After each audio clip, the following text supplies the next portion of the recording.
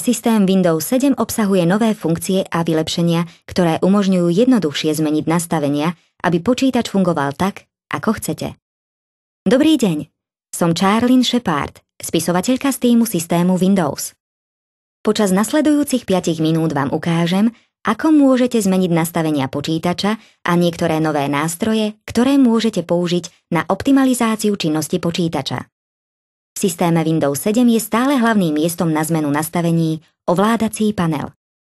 Stále sa otvára z ponuky Štart. V predvolenom nastavení uvidíte zobrazenie kategórií, ktoré obsahuje zoznam bežných úloh zoskupených podľa kategórie. Ak ste si zvykli na klasické zobrazenie v systéme Windows XP, kliknite na šípku vedľa tlačidla Zobraziť podľa a potom kliknite na položku Malé ikony alebo Veľké ikony. Najjednoduchším spôsobom, ako nájsť niečo vo vládacom paneli je vyhľadať to. Zadajte hľadaný výraz do vyhľadávacieho poľa a ihneď sa zobrazia položky, ktoré s ním súvisia. Ja používam vyhľadávanie neustále a veľmi sa mi osvedčilo.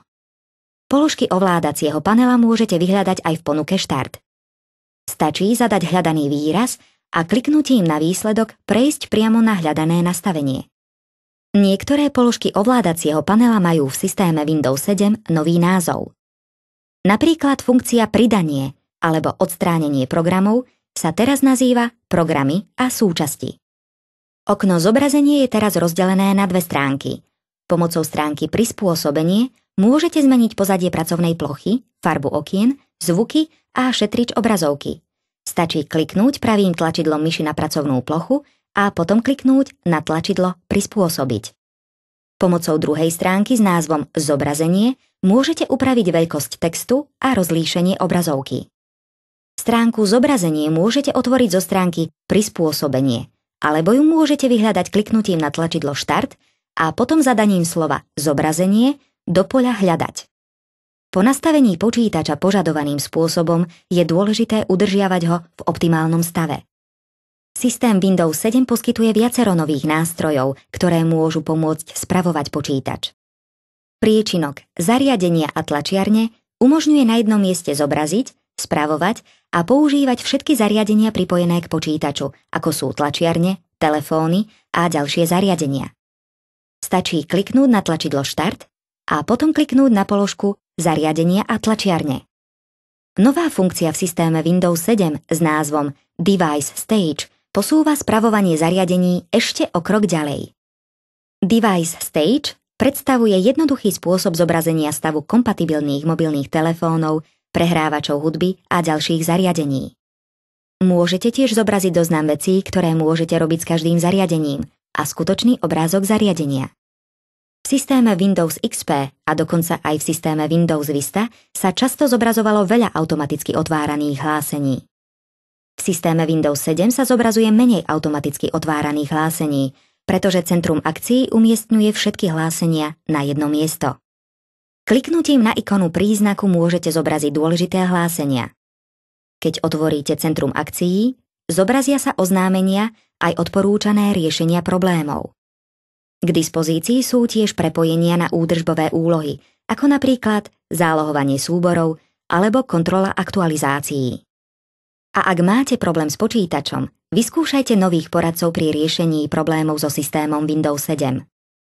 Môžu automaticky odstrániť niektoré bežné problémy.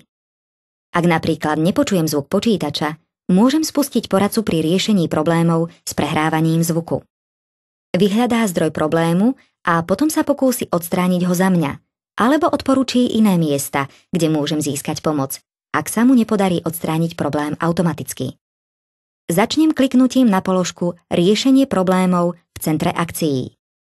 Potom kliknem na položku Riešenie problémov s prehrávaním zvuku.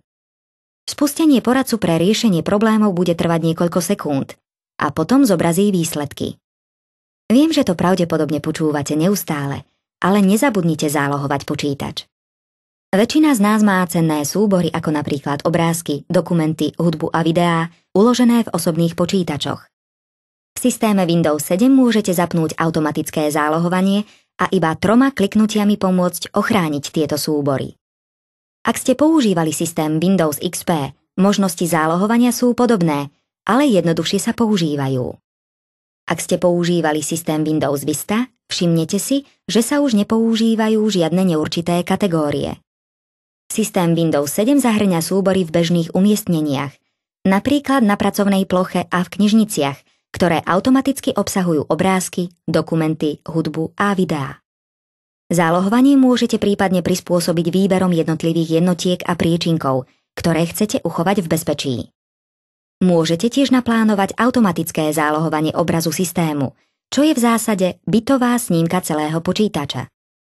Ak zlyhá pevný disk alebo počítač, môžete jednoducho obnoviť súbory, nastavenia a programy do nového počítača alebo na nový pevný disk. So zlepšeniami v systéme Windows 7 môžete prispôsobiť svoj počítač podľa svojich predstáv a udržiavať ho v optimálnom stave. Ak chcete získať ďalšie informácie, pozrite si príručku k tomuto videu. Obsahuje ďalšie informácie vrátane podrobných pokynov na preskúmanie systému Windows 7.